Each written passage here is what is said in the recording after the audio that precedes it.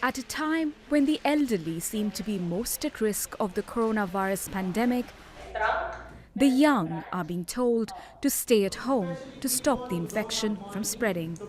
N'a pas beaucoup de chance de. We're worried about this coronavirus, but we're also a bit relieved because there's not much chance that we'll die from it. We're more scared of transmitting it. And we're more scared for the elderly, grandma and grandpa. Dozens of countries around the world have ordered schools to shut down. Its impact being felt on the daily lives of more than 400 million children. What's A value? In a matter of days, educators and institutions are being forced to adapt and innovate on a scale never seen before.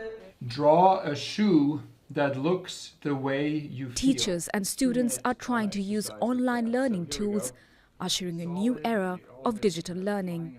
This coronavirus situation gives us a great object lesson where we can say, well, how are we going to design for survival under these new circumstances? And online teaching is an exact response to the problem, and we get to innovate with our teaching how to respond to the crisis. But in a world where nearly 40% of the population don't have access to internet, the new coronavirus has also exposed the deep digital divide that exists between countries. And in communities where low-income families depend on schools to provide their children with safety and nutrition, closure of schools mean anxiety and hunger for some. In many countries, including the United States, schools play a vital function in providing for food for children. We have over 50% of the children in public schools in the United States who qualify to receive free lunch and free breakfast at school every day.